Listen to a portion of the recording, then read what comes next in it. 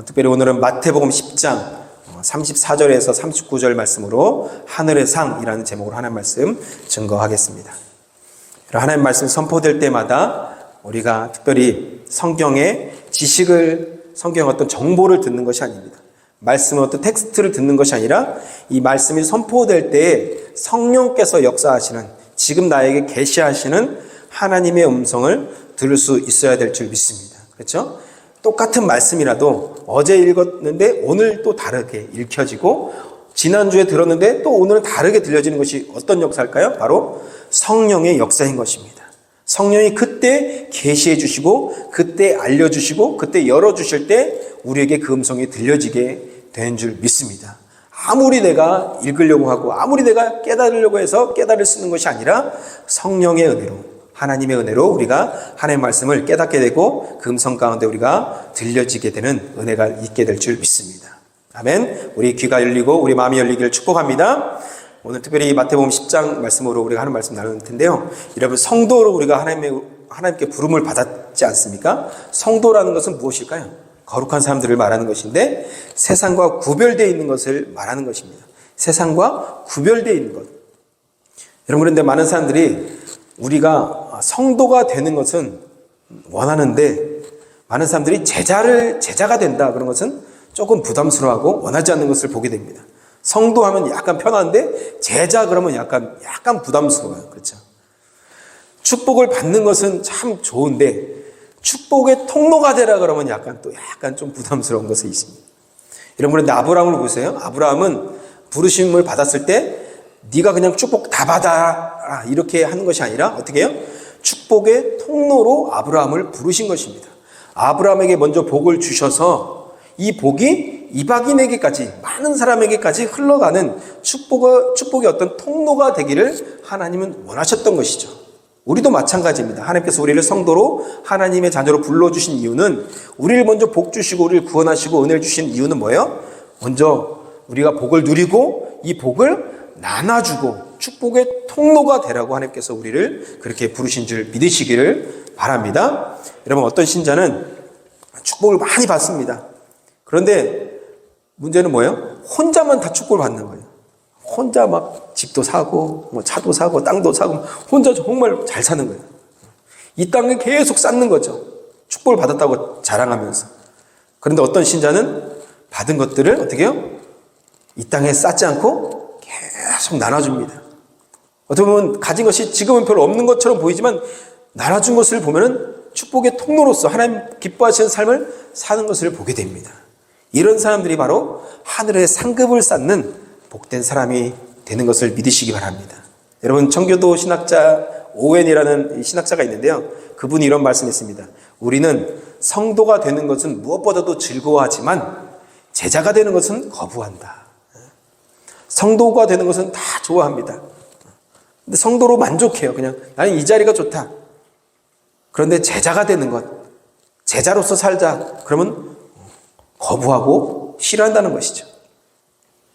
씨를 뿌리는 것은 좋아하지 않습니다. 땅을 막 기경하고 씨를 뿌리는 것 힘든 일이죠. 그런데 열매를 거둔다고 하면 기뻐하죠. 가고 싶어하는 거예요. 눈물로 씨를 뿌리는 자만이 성경에도 말씀 나온 것처럼 기쁨으로 단을 거두게 되는 것입니다. 그렇죠? 이게 바로 성경의 원리인 거예요. 그럼 여러분, 왜 우리는 제자가 되기를 싫어할까요? 왜 성도로는 참 뭔가 부담스럽지 않고 성도는 참 편한데 제자 그러면 약간 부담스러울까요? 여러분, 성도는 하나님의 자녀 아닙니까? 하나님의 자녀는 하나님의 은혜로, 하나님의 전적인 은혜로, 하나님의 선물로 우리가 구원을 받아서 하나님의 자녀가 되고 성도가 되는 거예요. 그렇죠? 하나님의 자녀가 되는 거예요. 근데 제자는 뭡니까? 제자는 좀 달라요. 제자는 분명한 어떤 대가의 지불이 있는 거예요. 다르게 말하면 죽는 삶이에요. 죽는 삶. 그래서 본 회포는 심지어 이렇게 얘기했습니다. 제자로 우리를 하나님께서 부르실 때는 우리의 생명을 요청하는 것이다. 본 회포는 이렇게 아주 극단적인 얘기를 하는 거예요. 제자로서 우리를 부르시는 하나님은 뭐예요? 우리의 생명까지 요청하시는 거예요. 여러분, 우리는 십자가 앞에서는 감격합니다. 십자가, 나를 위해서 저렇게 피를 흘리시고 나를 위해서 저렇게 너무 사랑하셔서 그 십자가를 바라볼 때마다 감격하고 눈물을 흘리고 회개하면서 너무 감격하죠. 너무 은혜 충만합니다. 그런데 여러분, 주님을 위해서 죽읍시다. 십자가를 지고 주님을 쫓아갑시다. 그러면 슬슬 꽁무니를 뺍니다. 왜요? 우리는 죽기 싫거든요. 살기 위해서 주님을 믿고, 살기 위해서 교회 나오고, 더 잘되기 위해서 교회 나왔지, 내가 망하기 위해서 교회 나온 건 아니고, 내가 죽기 위해서 교회 나온 건 아니기 때문에 하나님 앞에 나온 것이 아니라는 거죠. 여러분, 초대교회 성도들은 다 제자였습니다. 성도가 곧 제자였습니다. 성도와 제자의 구분이 없었어요. 나는 성도고 나는 제자가 아니다. 나는 제자고 나는 성도가 아니다. 이렇게 구분되어 있지 않았다는 거예요. 그들은 다 죽음을 각오하고 내 생명을 다 던지면서 성도로서, 제자로서 살았던 것입니다. 바울을 보세요. 죽기 위해서 주님의 복음을, 죽음을 무릅쓰고 복음을 전했고, 죽기 위해서 심지어 로마를 향해서 죽는 것을 알고 있음에도 불구하고 로마로 떠나갑니다. 물론 여러분, 이런 죽음은 육체적인 죽음만을 의미하는 것은 아닙니다. 초대교회 때는 여러분, 육체적인 죽음도 분명히 있었지만 사회적으로 예수를 믿는 순간 죽은 거예요. 격리되는 거예요. 모든 사회생활이 다 끊기고 관계들이 다 끊기고 원수가 되는 거예요. 다 이제 가족들과의 관계도 완전히 끊어지는 거예요. 그 모든 것들이 다 죽어지는 것이죠. 사회적인 관계들, 가족 관계들, 심지어 생명까지도, 육체적인 관계도, 육체적인 것도 죽어지는 것. 여러분, 예수님이 우리를 대신해서 십자가를 지시지 않았습니까? 십자가를 지심으로 말하면 대속의 죽음이라고 하죠. 대신 속해주는 거예요. 대신 우리의 죄를 짊어지시고 우리의 모든 이 죄에 대한 값을 지불해 주신 것입니다. 다 페이아웃 한 거예요. 모든 저주도 거기서 다 끊어지고 모든 고통도 십자가에서 다 모두 끊어졌습니다. 모든 질병도 그 십자가에서 다 이루셨습니다. 그래서 예수님께서 십자가에서 마지막 말씀이 무슨 말씀입니까? 다 이루었다. 다 이루었다. 그 말씀 한마디에 그 모든 것이 다 들어있는 것입니다. 다 짊어지시고 다 모든 것을 청산하신 거예요. 다 지불하신 것입니다. 믿으십니까? 예수님께서 다 이루신 줄 믿으시기 바랍니다. 여러분, 그런데 예수님께서 가져가지 않으신 것이 있습니다. 한 가지 있습니다. 이게 무슨 소린가? 가져가지 않으신 것.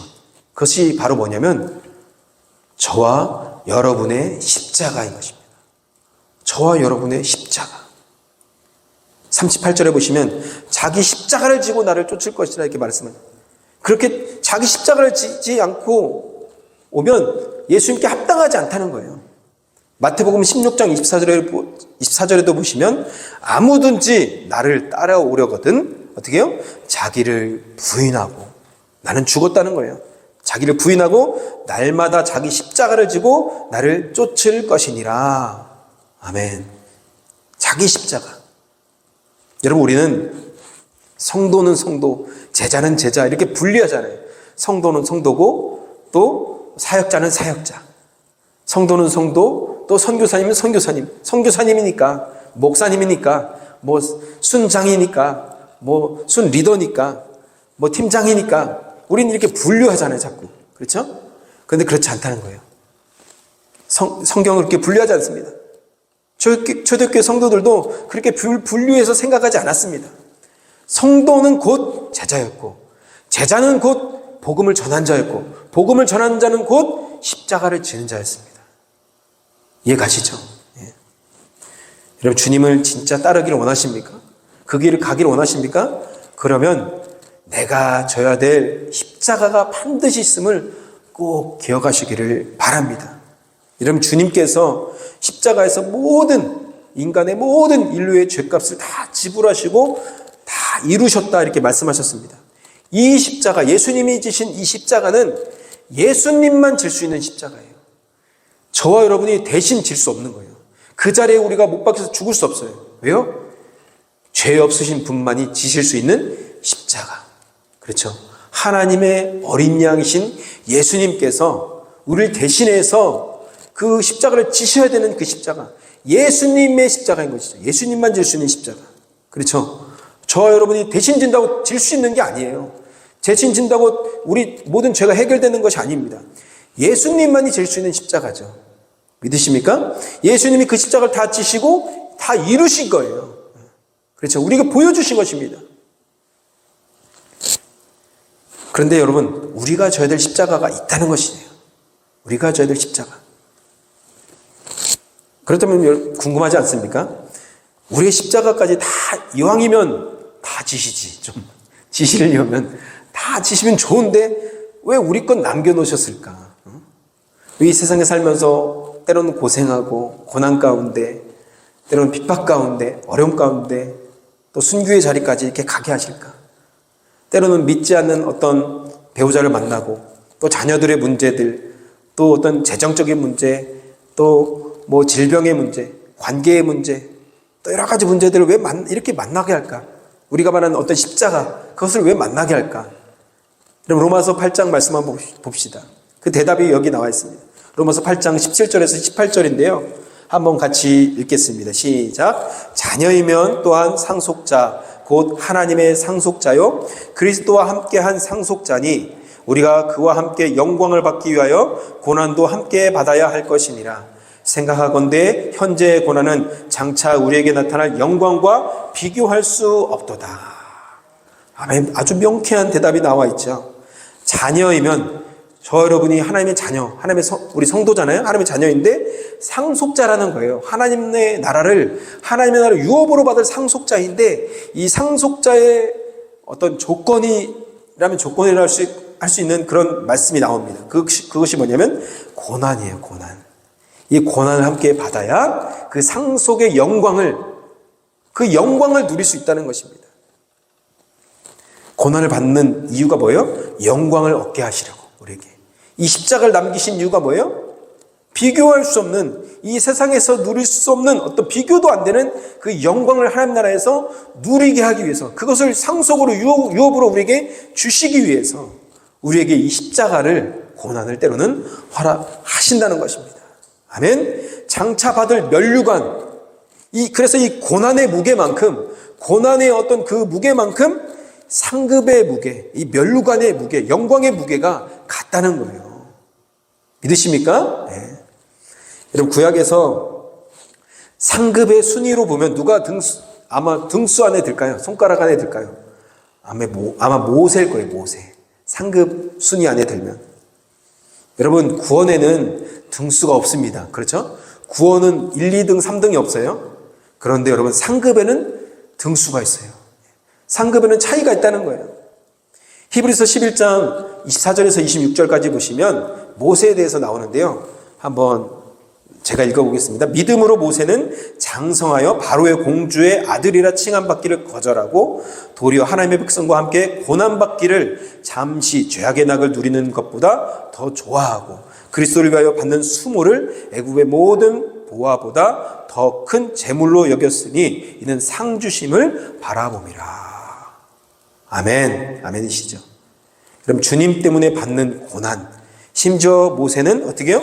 바로의 어떤 공주의 아들, 왕자, 그것을 거절하면서 하나님의 백성들과 고난의 자리로 자기 자신이 어떻게 보면 적극적으로 나온 거예요. 왜요? 마지막 말씀에 뭐라고 나와 있습니까? 상 주심을 바라봤던 거예요. 그 상이 있음을 알았던 것입니다. 고난 뒤에, 십자가 뒤에 비난과 수모와 억울함과 창피함과 때로는 고통과 모든 것들, 이 뒤에 뭐가 있어요? 하늘에 상이 있음을 믿고 알았다는 것입니다. 이것이 어떻게 해요? 세상에서 조금 쌓으면서 누리고 기뻐하고 좀 좋아하고 이것과는 비교도 안 되는 영광이라는 것입니다. 할렐루야. 아멘. 믿으십니까? 네. 여러분, 이런 영광을 누리시는 저 여러분 되기를 주님의 이름으로 축복합니다. 마태복음 5장에도 11절부터 12절의 말씀에 보시면 같이 한번 읽을까요? 시작. 나로 말미암아 너희를 욕하고 박해하고 거짓으로 너희를 거슬러 모든 악한 말을 할 때는 너희에게 복이 있나니 기뻐하고 즐거워하라. 하늘에서 너희의 상이 큼이라. 너희 전에 있던 선지자들도 이같이 박해하였느니라. 아멘. 상에 대한 얘기가 이렇게 곳곳에 나와 있습니다. 예수님 때문에 어떻게 해요? 욕먹고 박해당하고 때로는 악한 말로 막 이렇게 그런 욕을 듣고 할 때 오히려 복이 있다는 거예요. 그 사람이 참 복이 있다. 기뻐해라. 왜요? 너의 상이 크다는 것입니다. 여러분, 주님을 따르다가 때로는 억울함을 당하고 포기하고 싶을 때 기억하십시오. 이 말씀을 기억하세요. 아, 하늘의 상이 쌓이고 있구나. 여러분, 천국에서 아마 우리는 이렇게 생각할 것입니다. 나를 힘들게 하고 나를 욕하고 때로 나를 비난하고 나를 또 어렵게 했던 사람들을 우리 천국에서는 고마워할 거예요. 왜요? 나의 상급을 쌓아준 사람이기 때문에. 저 사람이 나의 상급을 쌓아주는 사람이구나. 그때 내가 더 오해받았어야 되는데, 내가 그때 좀 더 욕을 더 먹었어야 되는데, 좀 심하게 말하면 내가 그때 쫓겨나면서 다리라도 부러졌어야 됐는데, 주님 때문에. 제가 예전에 청년 때 읽었던 책, 그럴 수도 있지라는 책이 제목이 있는데요. 안희숙 여사분이 쓰신 책인데, 일제시대 때 감옥에 갇혀서 이제 순교를 앞두고 있었습니다. 순교로 자신이 너무 기뻤대요. 왜요? 자기도 순교의 제물이 될 수 있음을 내가 무엇이건데 순교할 수 있는 이런 영광을 주실까. 그래서 이 순교를 기다리고 있었어요. 그런데 하필이면 자기가 이제 처형되는 그 직전에 해방이 된 거예요. 그래서 이분이 이 책에 그런 얘기를 썼습니다. 하나님께 너무 원망스럽다는 거예요. 하나님, 왜 나는 받지 않으십니까? 왜 나는 순교의 제물로 받지 않으냐 하십니까?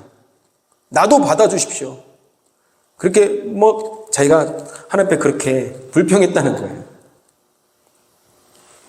여러분, 이런 사람들이 하늘의 상을 알고 믿었던 사람들인 것입니다.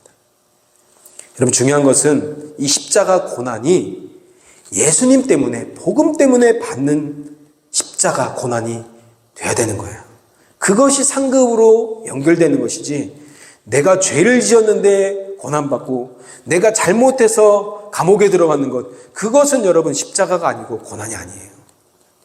복음을 전하다가, 예수를 믿다가, 예배 나오다가, 아니면 내가 하나님의 일을 하다가, 내가 이웃을 섬기다가, 주님 때문에 이웃을 섬기다가 고난과 역경을 받을 때 그것이 십자가가 되는 것이고, 그것이 하늘의 상급이 되는 줄 여러분 믿으시기 바랍니다. 여러분, 어떤 성도는 불이익을 당하면 참지 못해요. 어떤 사람은 어떻게 내가 이렇게 불이익을 당할 수 있어? 식당이나 여러분 커피숍 가서 우리는 절대로 주님의 이름에 먹칠을 하면 안 됩니다. 성도들하고 같이 가서 때로는 대표 기도를 막 해요. 하나님 함께 하시면 감사합니다. 대표 기도하고 막 음식을 먹거나 커피를 먹잖아요, 우리가요. 그런데 이야기하는 거 보면은 누구 욕하고 누구 험담하고 어느 목사님 안 좋게 얘기하고 어느 교회 막 얘기하고. 여러분, 그러면 안 됩니다. 우리는 절대 그러지 마시기를 바랍니다. 예수 믿으면서 때로는 세상에서 누릴 거 다 누리려고 하고 욕심을 그렇게 부리는 사람이 있어요. 그런 사람들 때문에 복음이 막히는 것입니다. 우리가 식당이나 때로는 커피숍 가면은 종업원이나 누가 바빠 보이면 가서 가져다 먹거나, 때로는 칭찬해주고 고맙다고 인사해주고, 좀 짜더라도 막 너무 불평하지 마시고 컴플레인 너무 하지 마시고, 대표교도 다 했는데 막 불평하고 막 팁도 안 주고 나오고, 하나님께 영광이 되지 않을 것 같아요. 그렇죠? 이왕이면 축복해주고 너무 감사하다고 얘기해주고 팁도 잘 드리면 그 종업원이나 서빙했고 요리했던 그 사람들이 우리를 보고 하나님께 영광을 돌리고 그들이 주께 돌아오게 될 줄 믿습니다. 아멘. 우리 삶이 그렇게 축복의 통로가 되기를 축원합니다. 여러분, 주님이 우리가 자녀로만 살기를 원하지 않고 제자의 삶을 살기를 우리 주님은 원하십니다. 마태복음 28장에 우리 예수님께서 지상 대명령을 하실 때 모든 족속으로 자녀를 삼으라고 하지 않으셨어요. 모든 족속으로 어떻게 해요? 제자를 삼으라고 하셨어요. 제자를 삼으라.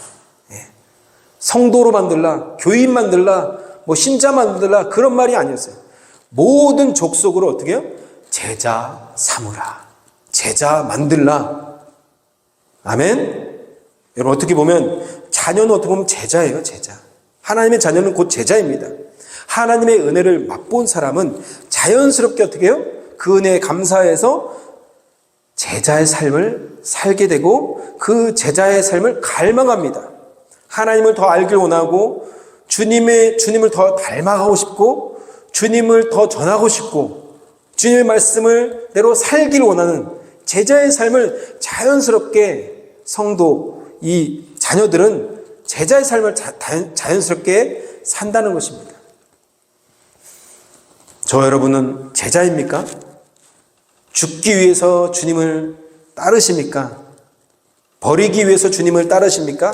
아니면 뭔가 잘 되기 위해서, 살기 위해서 주님을 따르고 있지는 않습니까?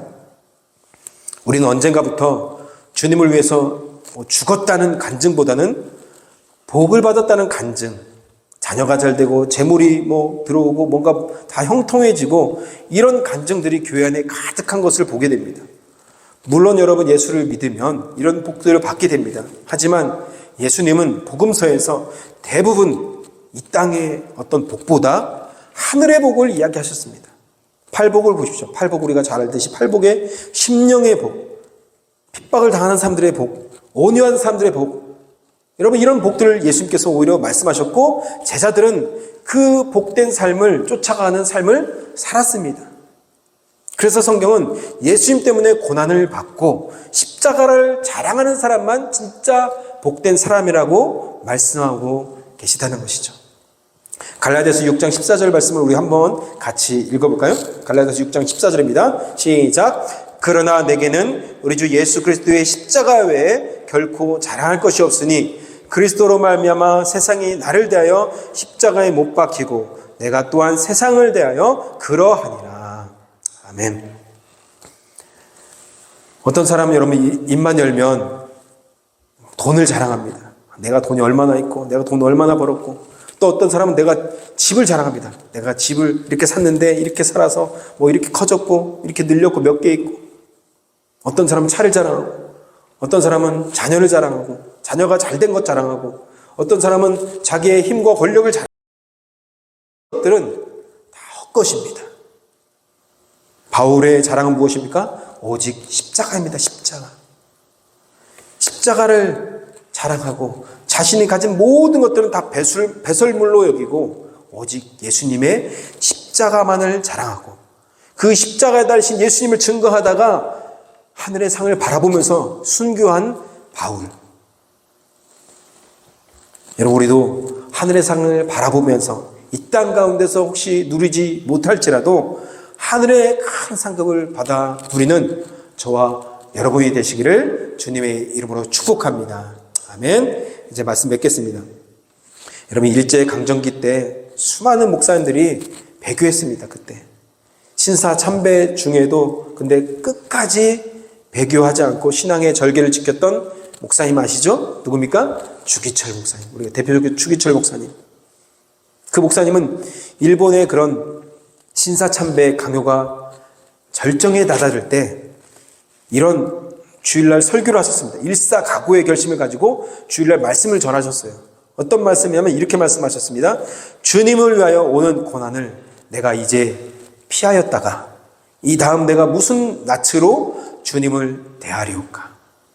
주님을 위하여 이제 당하는 감옥 고통을 내가 피하였다가 이 다음 주님이 너는 내 이름과 평안과 즐거움을 다 받아 누리고 고난의 잔을 어찌하고 왔느냐고 물으시면 나는 무슨 말로 대답하랴. 주님을 위하여 오는 십자가를 내가 이제 피하였다가 이 다음 주님이 너는 내가 준 유일한 유산인 고난의 십자가를 어찌하고 왔느냐고 물으시면 나는 무슨 말로 대답하랴. 예수님은 우리를 위하여 가시관을 쓰셨는데 그의 종이요 제자인 우리는 왜 면류관만 쓰려고 하는가. 이게 주일에 우리 주기철 목사님의 설교였다는 것입니다. 1938년도에 장로교회에서 27차 총회 평양 노회에서 신사참배를 가결했습니다. 결정한 거예요. 신사참배를 결정한 거예요. 그때 주기철 목사님이 통곡을 했습니다. 이렇게 통곡했어요. 평양아 평양아 하나님의 신이 내게서 떠난도다. 이렇게 통곡을 하셨다는 거예요. 그리고 신사참배를 반대하다가 감옥에 갇히셨습니다. 그리고 약 1년 6개월 동안 감옥 생활을 마치시고 이제 석방이 되셨는데 산정형 교회에서 이제 목회하실 때 신자들에게 또 한 번 말씀을 전하셨습니다. 5종목의 나의 기도라는 제목으로 말씀을 전하셨는데 첫 번째가 뭐냐면 죽음의 권세를 이기게 하옵소서. 이게 첫 번째 대지예요. 두 번째 대지는 지루한 고난을 견디게 하여 주옵소서. 세 번째는 노무와 처자를 주님께 부탁드립니다. 네 번째, 의에 살고 의에 죽게 하옵소서. 다섯 번째, 내 영혼을 주님께 부탁드립니다. 이런 순교자의 영성이죠. 순교자의. 이 설교를 들은 산정교회 2,000명의 신자들은 다 눈물바다가 되었다고 합니다. 더욱이 가슴이 아픈 것은 주기철 목사님이 이렇게 신사참배를 반대했을 때 평양노회 장로교단에서 이 주기철 목사님이 면직시켜버린 거예요. 면직. 교단의 법을 안 따랐다는 거예요. 면직시켰습니다. 참 어떻게 보면 수치스러운 결정이죠. 그 후에 주기철 목사님이 다시 수감되었고 5년 6개월 동안 고문과 고통과 배고픔과 또 심지어는 여러분도 알다시피 모판 위에 걸으라고 하면 모판 위에 걸어가고 그런 고통 가운데 고문을 당하시다가 이제 영양실조로 그 고문의 후유증으로 해방을 10개월 앞두고 순교하셨습니다. 여러분 이런 정말 죽음을 무릅쓰고 신앙을 지켰던 이런 선배들의 믿음, 신앙의 선배들의 믿음 무엇을 바라봤을까요? 하나님께서 나에게 상 주심을 바라봤을 것입니다. 여러분 우리는 어떻습니까? 나의 이익과 세상에 보이는 것만을 쫓아가고 있지는 않습니까? 여러분 우리의 영적인 눈이 열리고 하늘의 상을 보고 믿었던 믿음의 사람들처럼 우리도 세상의 것들을 다 버리고 자기 십자가를 기꺼이 지고 정말 불평하거나 원망하는 것이 아니라 기쁨으로 그 길을 걸어서 나중에 주님 앞에 설 때 주님이 허락하신 십자가를 제가 끝까지 다 지고 완주했습니다. 그럴 때 우리 주님께서 우리에게 상급을 주실 줄 믿습니다. 아멘. 저 여러분이 혹시 고난 가운데 여러 가지 십자가를 지고 있지 않습니까? 우리 주님께서 주시는 그 상을 바라보시면서 끝까지 믿음으로 승리하시는 복된 인생 되시기를 주님의 이름으로 축복합니다. 아멘.